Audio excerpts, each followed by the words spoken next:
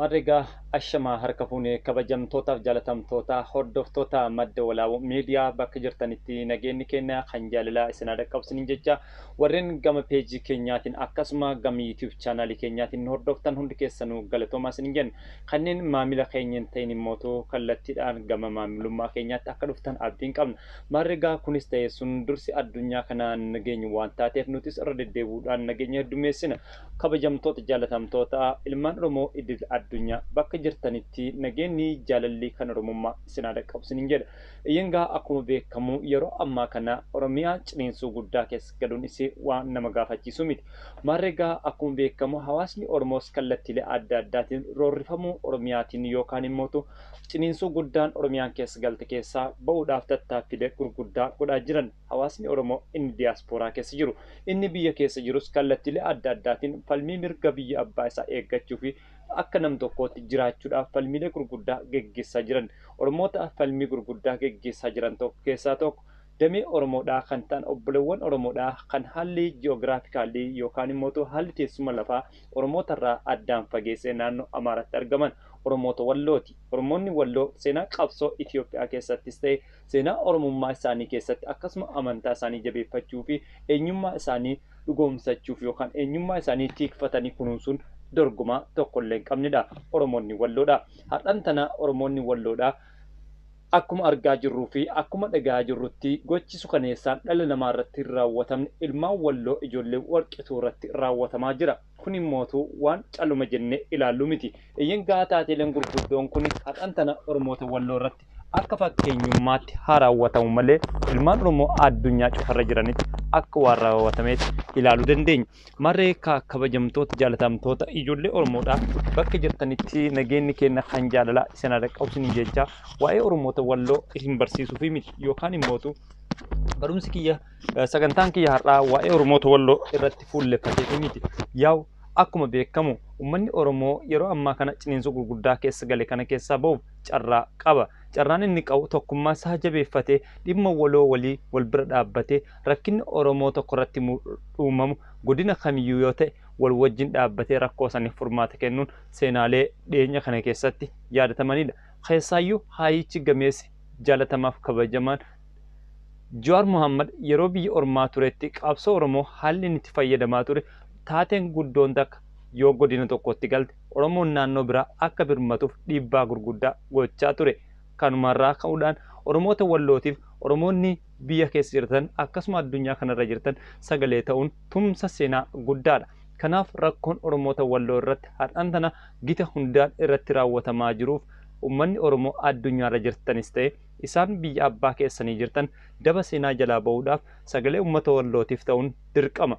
Marrigaa kabajamtoota jaalatamtoota ilmaan Oromoodhaa kanneen nu hordofaa jirtan gama madda walaabuu miidiyaatiin sagantaan keenya kanarraa kan irratti fuulleffatu waa'ee uummata Wallooti miti. Uummanni Walloo seenaa guddaa qaba. Har'aan tana seenaan isaanii dabee miidhamaa jira. Kanaaf waa'ee Walloo hangana yoo dubbanne sagantaa biroo immoo dhimma Walloo irratti wal wajjin kan mari'annu ta'a. Ammaaf immoo gara qabxii fuulleffannaa kiyya har'aatti hoggaan isiniin deebisu akkuma iskiriinii irraa argitan kana guyyaan kaleessaa guyyaa seenaa qabu ture. Akkuma Oromoonni goloo addunyaarra jiran kallattiilee adda addaatiin tumsaa waraana bilisummaa Oromootiif kallattiilee adda addaatiin gochaa jiran Oromoonni biyya Afrikaa kibbaas tumsa waraana bilisummaa Oromoo irratti lallaba Oromiyaan ilmaan isheetiif labsite irratti kallattiidhaan qooda fudhatanii jiran. Akkuma argaa turreetti tibba darbe addunyaa kanatti kallattiilee adda addaatiin keessaayyuu biyya Western Jarmanii yoo furanne Jarmanii keessatti qophiin haala addaatiin qophaa'ee sagantaa addaatiin irratti hirmaachisaa turan ijoolleen Oromoodhaa biyya Jarman jiran hedduun isaanii akkuma argaa turree fi akkuma wal wajjin hubachaa turre galfata seenaa guddaa kaawwatanii jiran. Qabsoo Oromoo keessatti ijoolleen Oromoodhaa keessaayyuu kanneen diyaaspooraa biyya Jarman keessa jiran galfata seenaa gurguddaa warroota kaawwatan keessaa hangafummaan eeraman.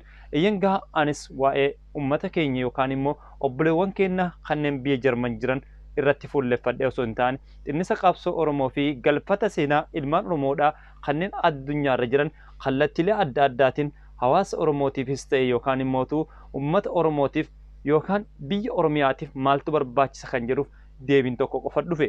Waraana bilisummaa Oromoo falmattoota mirga namoomaa isaan kaleessa biyya abbaa isaaniitiif kallattiilee adda addaatiin of kennanii qabsaa turanii jijjiirama biyya saniif fidanii booda irratti dhugaan uummata Oromoodhaa harkaa baatee maasaraa biyyaalessaa keessatti Minilikiin kunuunsuu fi seenaan Minilik lafa keessaa kaasutti kan deebite ilmaan Oromoodhaa kanumarraa ka'uudhaan gita qabsoo isaanii bosona filatanii bosonutti makaman.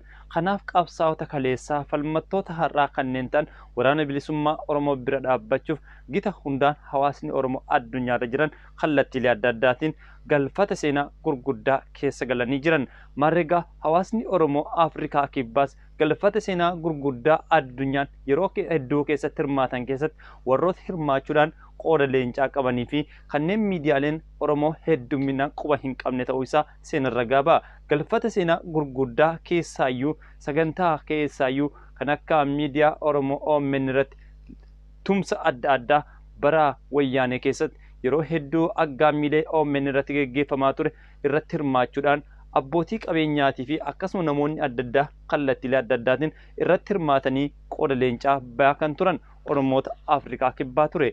Iyyangaa waa'ee miidiyaa dubbachuuf miti. Galfata seenaa kana guyyaa kaleessaa Noovembar 7 kan geggeeffame yoggaa ta'u galfata seenaa kun galfata seenaa Oromoonni Afrikaa kibbaa akkuma Oromoota addunyaarra jiranii kallattii adda addaatiin waraana bilisummaa Oromoo bira dhaabbannee seenaa keenya kaleessaa deeffanne jechuudhaan ilmaan Oromoodhaa sabboontonni qaqqaaliin dhiyeenya kana keessa walgahii adeemsaniin murtee tokko irra ga'uudhaan yookaan ejjennoo haqaarra ga'uudhaan kallattiidhaan hojiitti galanii guyyaa kaleessaa milkaa'insa dirree qabeessa yookaan milkaa'insa seenaa jaarraa 21ffaa Afrikaa kibbaatti armaan dura mul'ateen beekne galmeeffatanii jiran. Akkuma iskiriinii irraa argitan kanatti haala nama ajaa'ibsiisuu fi haala nama gammachiisuun du'aa'iidhaan kan jalqabame sagantichi Oromoonni Afrikaa kibbaa magaalaa Johannesburgis galfata seenaa kana keessatti kan hirmaatan hoggaa ta'u keessaayyuu handhuura magaalaa guddoo Afrikaa kibbaa kan taate magaalaan Johannesburg armaan dura bara 2016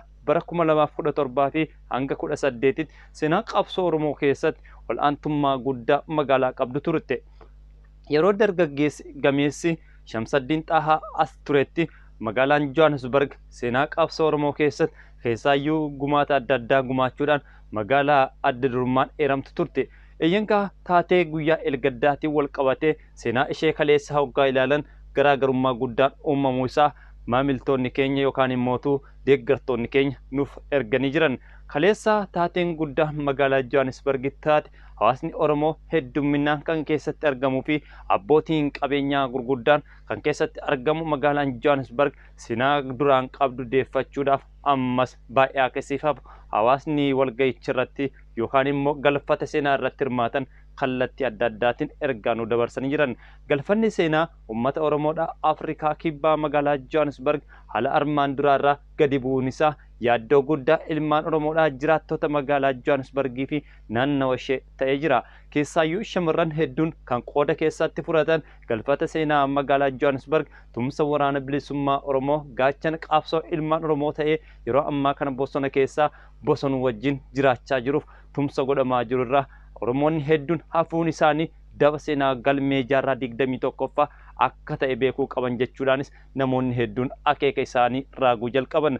Raaga seena qabeessa ilmaan Oromoodhaa ammas carraa qabdan jechuudhaan kallattiilee adda addaatiin yaamicha Oromummaa fi sabummaa kan godhaafi jiran qeerroon magaalaa Johannesburg galfata seenaa kanarratti abbootiin qabeenyaa inni daldalaa fi isaan barsiisotaa kallattii adda addaatiin ogummaa qabdanii nu cinaa dhaabbattanii seenaa keenya kaleessaa galfata seenaa Oromummaa keessaa qabnu irratti akka adda dureen hirmaannu ammas carraa qabnaa nu cinaa dhaabbadhaa jechuudhaan qopheessitoonni sagantichaa magaalaa Johannesburg dabarfatanii jiran.